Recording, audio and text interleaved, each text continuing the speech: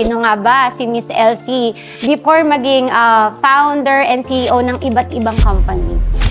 Before I became a brand owner or a business owner, I work abroad. Pero bakit mo naisipang bumalik ng Pilipinas? There was that stigma na parang pag nasa Pilipinas ka, mahirap umangat. Pero di ba Miss Elsie, nung time na yon, ang dami mo na ring losses. Kung magtatagal yung pandemic, hindi ko talaga kakayanin. Kakayanin. There was a time na I was blaming myself because everyone was blaming me. It doesn't mean nagsarado yung door, wala na ulit darating. Sabi ko, tama ba itong ginagawa ko? Until mabaliw ka na sa naisip na parang, ano bang gagawin ko dito? Kasi it was my first love. Nasa bahay ka lang, nag-scroll ka na naman ng social media mo, tumutok at manood ka ng Evitalk Podcast at manalo ng 200 GCash prize. Itag ang 5 friends, react and share, at i-comment ang hashtag Evitalk Podcast. Ano bang hinihintay mo? Sali na! Isang magandang araw sa ating mga ka-Evi viewers na nanonood sa ating mga online platforms. Halina't tumutok na sa aming Evitalk Podcast Season 3. My name is Miss Joycey. I'm here to inspire and make a big change in your life. Maraming salamat po sa patuloy na panonood sa aming Evitalk Podcast simula pa ng 2022 up until now. Maraming salamat mga ka-Evi dahil Season 3 na tayo at damang-dama namin ang inyong suporta. Kaya ano pang inaantay nyo? Tumutok at i-share ang live na ito. She is the gorgeous brand founder and owner of Vibrant Wellness and the founder and CEO of Dynamic Business Distribution and Consultancy and the founder and vice president of JPDM Man of Business Solution Company. Let us all welcome Miss Elsie Jordan Blanco.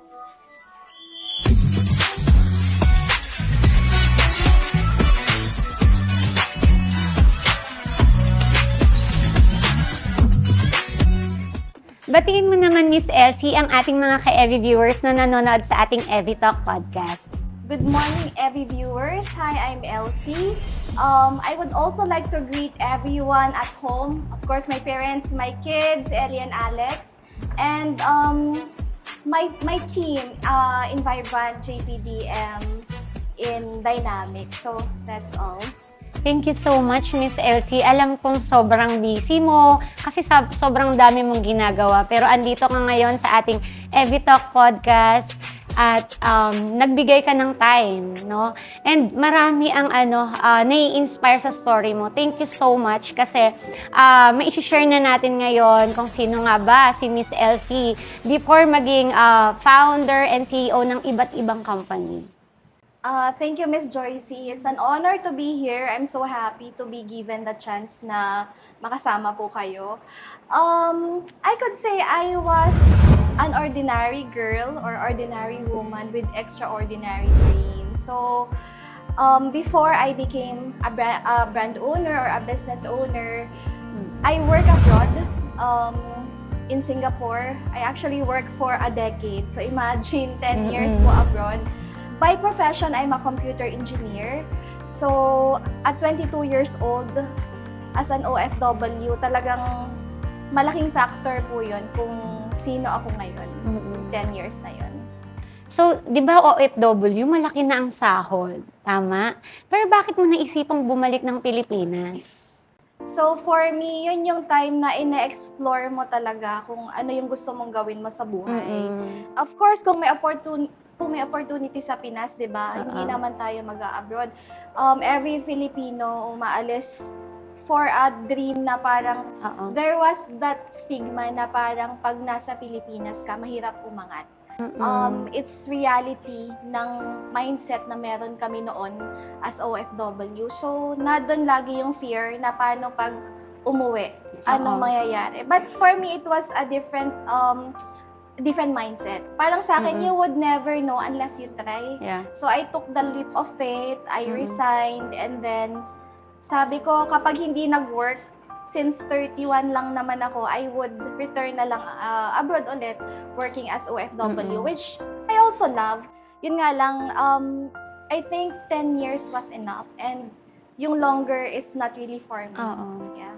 Pero mapapansin mo, Miss Elsie, no, once na OFW ka, parang bumabalik at bumabalik yung mga OFW sa ibang bansa. 'Di ba? Although meron namang mga opportunities here in the Philippines, pero bakit kaya sila bumabalik? Well, same din yung mentality ko, Miss Joyce. Parang, pag hindi nag-work, babalik ako. So, most probably, the reason why bumabalik sa work is hindi nag-work yung yung mga in-explore nila sa Pilipinas. Possible, naghanap ng work dito and then hindi kasing ayos, let's say yung salary, or let's say nag-start ng business but it didn't work out. Yun, hanga din ako sa mga nagtitake ng I'm calling it taking the leap of faith. Talagang parang tumalon ka sa bangin and see what's there, kung ano yung unimaginable. Tsaka sino ba naman ang gustong malayo sa pamilya, di ba? Iisa lang yung binabanggit nila or pangarap nila. Uuwi sila ng Pilipinas for good na. 'Di ba? So, ayun, Miss Elsie, nabanggit mo kanina na parang minsan nagtitake ka ng risk na why not itry ko na pumunta sa Pilipinas, and ano yung nag-motivate sa'yo na mag-business? Iniisip ko during that time, Miss Joyce, parang what can I do na parang syempre meron akong mga anak, and I dream of giving them a good life. And if you will compare by figures, paano mo kikitain yung ganong figure na you think mabibigyan mo ng maayos na pamumuhay yung family mo. Of course, I'm also the eldest kasi sa family. And then, during that time, yung tatay ko, who was, nag-a-upload ba siya nung time na yon. So, sabi ko, business yung sagot eh. Kasi yung business, the potential is limitless. So, yun. Anong business na sinimulan niyo, ma'am? The very first business I started, coffee shop siya. And it was an art theme cafe.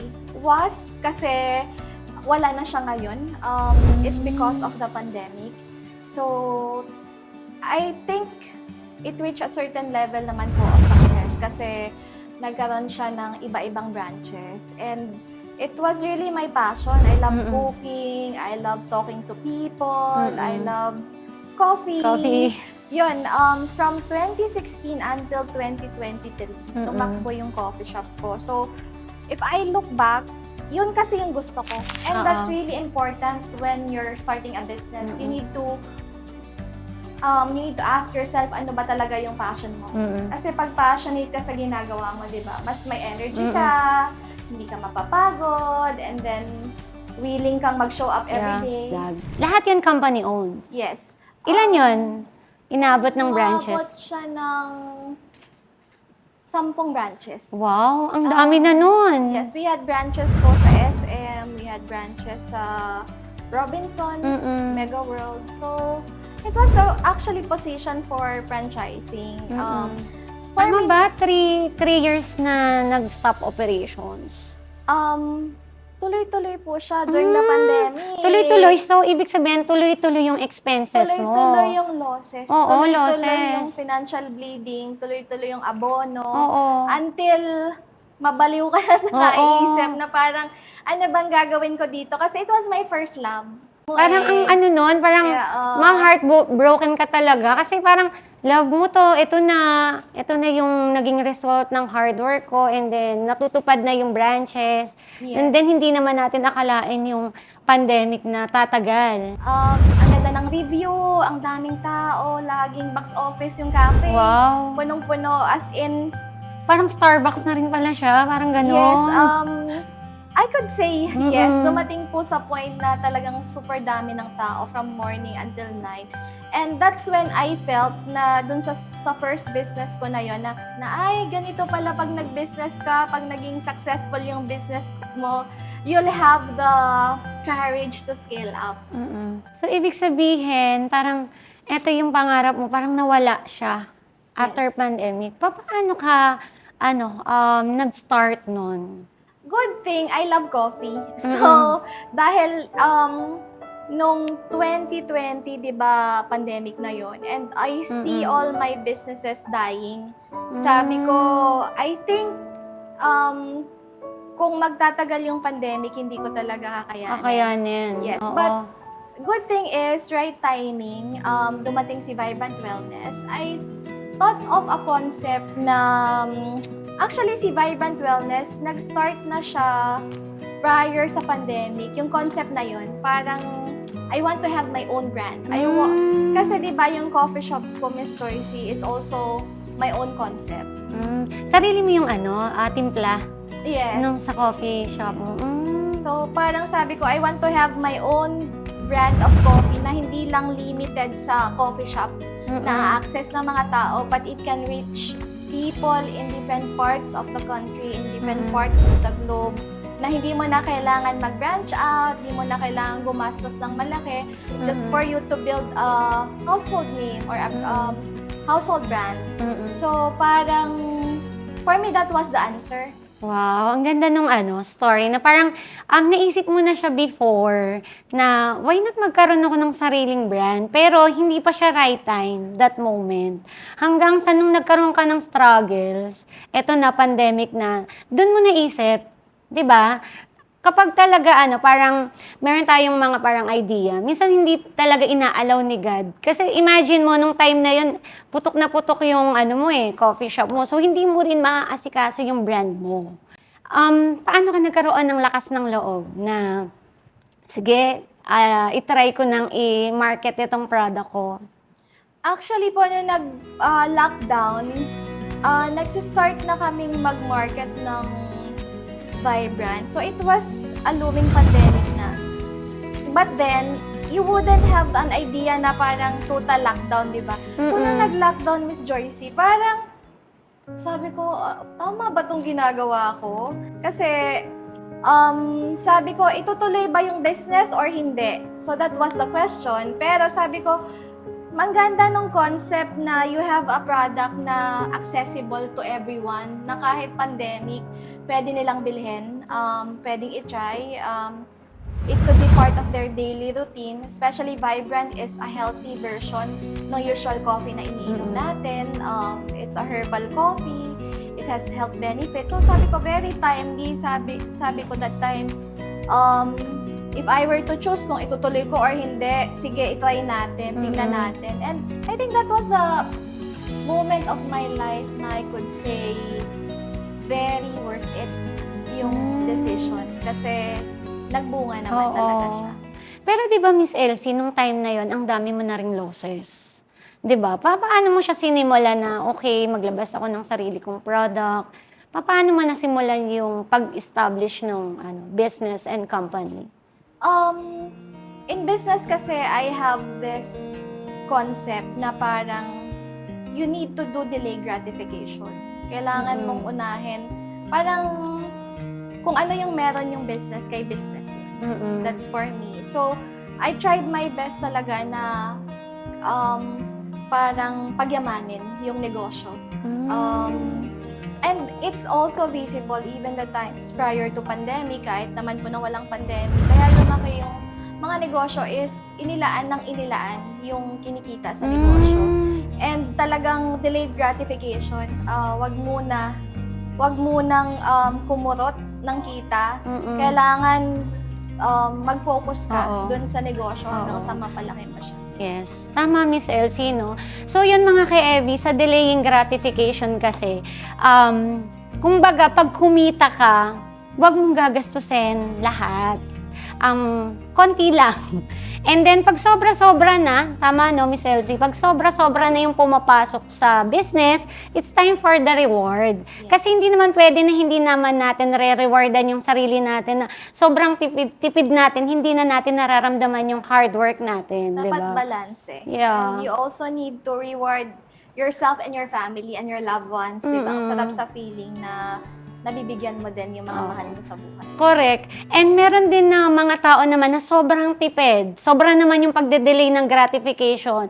Kaya hanggang sa dumating ang time na parang napoprostrate naman sila. Yes. Di ba? Nababurn out. Nabe-burn out Oo. kasi hindi man lang nila natikman yung yung... Hindi na-balance. Oo, kailangan i-balance natin. So, ang gandang lesson no, na delaying gratification, isa sa sekreto para mas maging successful yung business. Ikaw mismo as a business owner, alam mo din kung kailan ka magto-throw na ng towel. Kung baga sa boxing, parang hindi ko na kaya itong isang negosyo na ito, dyan ka na talagang pinagtsagaan naman, naging resilient ka naman, kaya lang hindi na muna. So that was for the part of my coffee shop business during that time. So although it's an unfinished business, for me pwede siyang Pwede pang ibalik i-reopen, anytime. yeah. It doesn't mean nagsarado yung door, wala na ulit darating. So it's just there as long as yung experiences and lessons ko as a restaurant owner na dyan. Tsaka ang maganda doon, Miss Elsie, parang doon sa natutunan mo doon sa coffee, yun din naman yung naging way mo doon sa new business mo. Yes. Although mahirap i-let go talaga, kahit ako nai-imagine ko, paano kaya kung nangyari sa akin yon? Parang hindi ko yata kayang i-let go kasi sobra na yung binigay kong effort di ba? So, ayun Miss Elsie, paano mo naman na workout etong Vibrant Wellness? Eto, paano mo siya na naparecognize sa mga tao? So yung timing na yon na parang before sanay naman tayo sa mga 3-in-1 coffee, sugar-loaded coffee sa iba-ibang coffee shops na iniinom natin. Then suddenly, we have to think kung ano ngayon bawat isang ini-intake natin sa katawan. Parang mula sa kape, juice, milk tea, or supplements yan. Naging conscious tayo during that time. And that was an eye-opener. I think if there's something na ginawa si pandemic na maganda is tinuruan niya tayong alagaan yung sarili natin. Diba? Sabi nga, ang simple-simple nung maghugas ng kamay, pero hindi pala natin yung ginagawa over the years. Pero na nag-pandemic, natuto tayong mag-wash ng hands natin, mag-alcohol and everything. So, when we started Miss Joycey, people were looking for a community. I built a community wherein we do trainings, we teach business, we do mindsetting. Other than that, we also do a lot of parang meetings na nafe-feel ng mga tao sa iba-ibang bansa. As in, mag-a-attend sila ng isang meeting wherein iba-ibang continents, iba-ibang country yung kasama nila. So, they feel na parang suddenly you're part of a community na ang laki-laki. Biglang nagkaroon ka ng friends sa USA, sa Middle East, sa Asia. So, that's all part of the formula of success of Vibrant Coffee. So, ibig sabihin pala, Miss Elsie, ang pinaka-key factor na naging success yung iyong Vibrant Wellness is nag-give value ka sa mga tao during pandemic. Yes. And also, ang maganda pa sa inyo is, yun nga, dahil nag-build kayo ng community, tinuturuan nyo silang magnegosyo. Yes, exactly. Diba? Exactly po. So, we teach them to do business, not only na ibenta si Vibrant Coffee. Kasi during that time, one of my sentiments, Miss Joycey, is people who are selling products na kung ano-ano, di ba? Kung anong gusto nating ibenta. They are labeled as online sellers. Yeah. Which is for me, no. We're not just online sellers, we are entrepreneurs. Kasi yung iba, di ba, nagkakaroon ng misconception, ang gagaling ng mga online sellers, ang sisipag, sobrang humataw. So sabi ko, we need to give value to these people and teach them not to limit their capacity or what they can do na magbenta ng brands na iba-ibang brands. So doon nag-umpisa na I encourage them to do your own business, I encourage them to create your own brand. Yun, doon po nag-umpisa yun. Miss Elsie, ano yung mga products mo sa Vibrant Wellness? Bakit until now, tinatangkilik pa rin siya ng mga tao? Nag-start kami po sa Vibrant talaga is Vibrant Coffee. Yan yung flagship product namin. And then, nag-start kami mag-add. Along with Vibrant Coffee, meron kami nun Vibrant Glow. It's a glutathione capsule. And then, yun, nagtuloy-tuloy na kami. Nagkameron kami ng mga vitamin C, milk tea. iba-ibang variant ng drinks until we decided na mag-launch ng sariling skincare line. So, meron din kami mga pampaganda, pampakinis, beauty products, cosmetics and beauty products. Madami. And then, we also venture sa wellness line. Mga essential oils, ganyan, massage oil, massage cream. So, dumating sa point na I think more than 70 SKUs kami. And we also accept partnerships din. Ako yung brand owner na open sa collaboration. Open ako magbenta ng ibang brands sa community. Madami nagre-reach out kasi they wanted to, be part yung brand nila ng community namin. So, over the years, may mga naging brand partners din kami. So, it's a lot, Miss Joyce, a lot of products.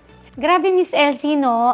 Napahanga ako sa'yo kasi 70 SKU ang naging products mo and talaga nagdagdag ka ng nagdagdag. Which is, yun naman talaga ang kailangan ng isang company na nag-i-innovate. Pero, question, ano yung pinaka-bestseller sa Vibrant Wellness? Ito talaga, Miss Joyce. Okay. Vibrant Coffee. Ayan. Ano bang meron sa Vibrant Coffee? Bakit sobrang bestseller pa rin siya until now? Kasi si Vibrant Coffee is, ito yung coffee na ang daming health benefits pero hindi mo ma-feel or malalasahan na herbal siya. Kasi yung iba, di ba, kapag umiinom ng herbal coffee, yung feedback nila is lasang damo, ganyan. Or parang ayaw ko na lang inumin kasi parang ano bang lasa nun? may aftertaste, ganyan, mapait. Pero si Vibrant Coffee, parang ka lang umiinom ng kape sa coffee shop or your usual coffee na paboritong-paborito mo. So, creamy siya.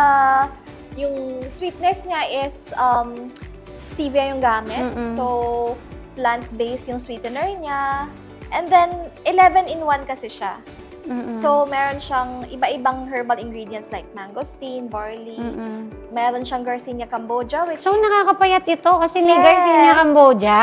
Yes. Alam naman natin maraming gustong pumayat. Yes. And then, meron siyang psyllium fiber husk, which is nakakatulong siya para ma-feel mo na busog ka. So, pag uminom ka ng Vibrant Coffee, ang effect niyan, busog na busog ka. And then, may L-carnitine, may green tea extract. So, those ingredients na wala talaga sa iba, yun yung minahal ng mga tao sa Vibrant. Plus, ang sarap ng lasa niya, yung aroma niya. So, na-attach na talaga sila dun sa coffee experience using Vibrant Coffee. Tsaka ang maganda sa kanya, talagang yun nga, marami kasing gustong mag-diet. Ang problem talaga, yung lasa. Yeah.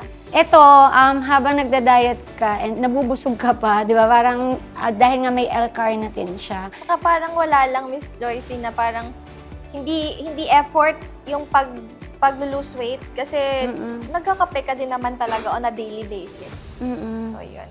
So yun, grabe ang ganda pala ng product. Kaya pala until na marami pa rin bumibili. And I believe, tumatagal talaga ang isang company at ang isang product kapag quality ang products. Yes, Diba? yes. Napakahalaga na as a brand owner, quality-driven tayo. Hindi naman tayo magkaka-income kung walang mga repeat orders. So, it's all about having quality product na patuloy na tatangkilikin ng consumers. And nabanggit mo kanina na, yun nga, may mga consumers na bumibili. Pero malaking tulong din itong mga resellers and distributors nyo na patuloy na nagbebenta. Ibig sabihin, nagkakaroon din sila ng profit. No, hindi lang syempre si company ang kumikita. Pati yung mga nag-member, I think, nag-member or distributor sa inyo. Yes. Miss Elsie, paano ba maging member or distributor sa inyo? Sa Vibrant Coffee, meron kami tinatawag na one-time membership wherein kapag bumili ka ng reseller package, you'll get the discount na nung lahat ng products ni Vibrant, not just the coffee. So, it's just one time and a lifetime. Wala din kasi kaming maintenance. Parang yung iba na busy sa life during pandemic, Vibrant sila. Ngayon, bumabalik sila. Ang tanong, Vibrant pa din po ba ako? Yes. Vibrant ka pa din. May discount pa din po ba ako? Yes, may discount ka pa din. So, ganon ka-committed si company na magbigay ng lifetime discount sa mga consumer, sa mga resellers. Yes. Ang maganda lang din sa Vibrant is hindi po expensive yung reseller package natin. Nagsimula kami during the pandemic na 3,750 pesos. Mura lang. Yes, mura lang. But ngayon, mas affordable pa siya. 1,920 lang yung reseller package namin and meron na siyang 12 boxes ng coffee. 12 boxes ng coffee. And then discounted na sila lifetime. Yes. Oo. Kasi SRP niya is 265 pero sa mga resellers 160 pesos na lang siya. So, yung income talaga binibigay namin sa mga resellers in a way na sila yung mas may malaking cut ng income dun sa product distribution. And would you believe po, for how many years we never did B2C? Ngayon pa lang kami nagta-try mag B2C simply for brand awareness. Talagang B2B kami, wherein si resellers talaga ang nagdi-distribute ng mga products namin. We don't sell directly sa consumers. Hindi kayo nagbebenta? For the longest time. But recently, nag-start na kami. Nag-start kami September when we launched sa TikTok, di ba? Late bloomer ng TikTok. Pero the reason why, as I explained, is not to compete with my resellers, but to help them do brand awareness. Kasi pag hindi po aware yung mga tao na nag-exist yung coffee mo, mas mahirap naman din magbenta para kay reseller. So hand in hand, si company, ang goal is to promote the product as much as we can. At the same time, promote na pwede silang ding maging resellers. Yes, and kailangan mag-innovate ni company. Yes. Kailangan sumabay sa trend. And TikTok, ito yung isang platform na pwedeng makatulong sa mga brand owners para mapakilala pa yung products for free. Yes. Depende na lang sa, syempre, sa TikTok seller, doon na lang tayo magbabayad ng mga fees. Pero yung ipakilala yung product sa TikTok at i-market ng iba't ibang affiliates, napakalaking tulong na yun sa atin, di ba? Definitely. And also, yung mga resellers, they can also be affiliates at to showcase yung brand.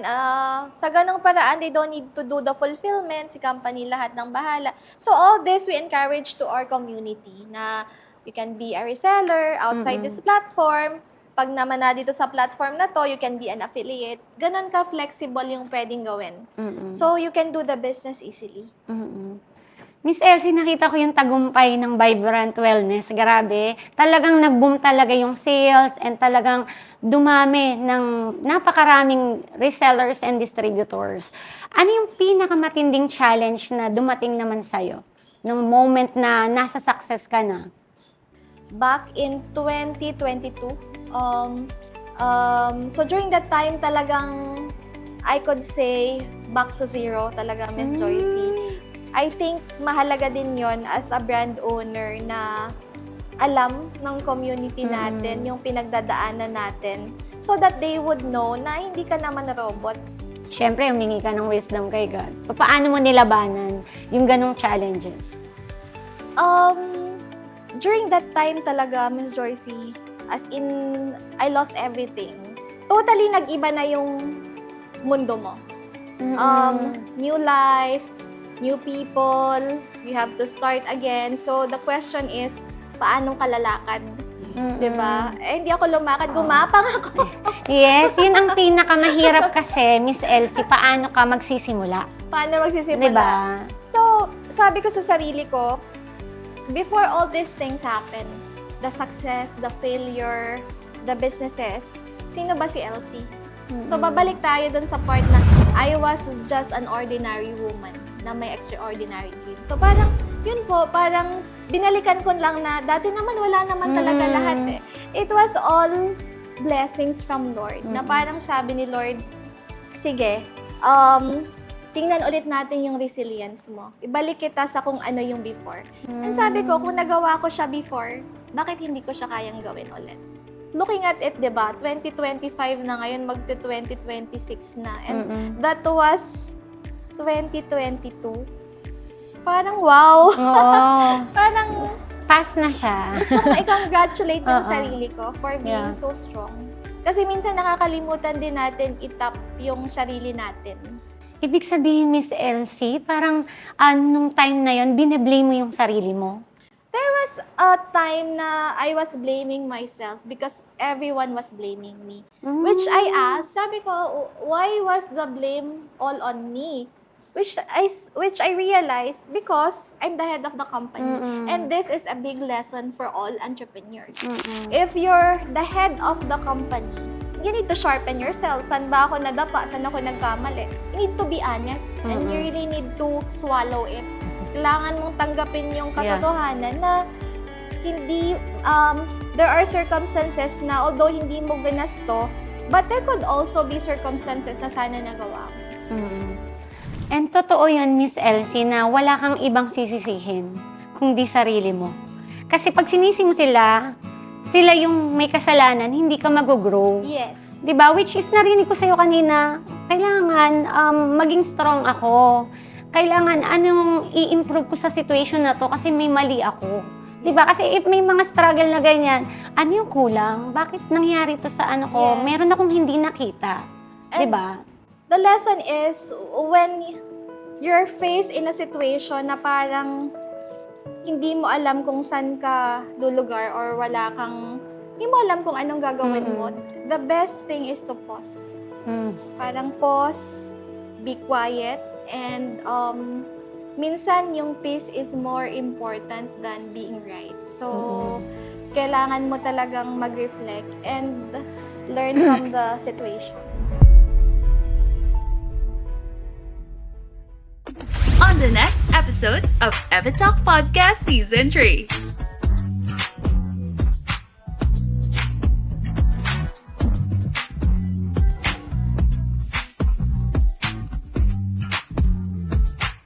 Evitalk Podcast would like to thank the following: Evidence Health, Beauty and Skin Essentials, MacJoy E-Commerce Corporation, J. Caprioli Designs, etc. Print Pinas Los Baños, Mogs Photo and Films, Speedway Business Solutions Corp, We Trade Innovation Solutions, Hello Eve, Germite Packaging Supplies Trading Incorporated, The Wise Owl Studios, Histopos Global, Via Juana Distribution, Utico, Miss C Beauty Lounge, Skin Amazing, Green Boss Society, King Boss Club, Gig Sportswear,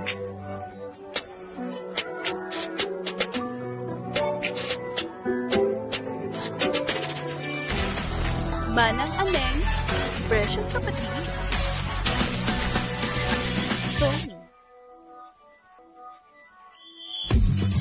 T&M Manufacturing Corporation, Yukon Manila, Divine Touch Makeup Artistry, RF Proactive Marketing Global Incorporated, Aura Beauty and Wellness, in partnership with Gutierrez Media Productions, Pinoy Extreme, pasyal tayo.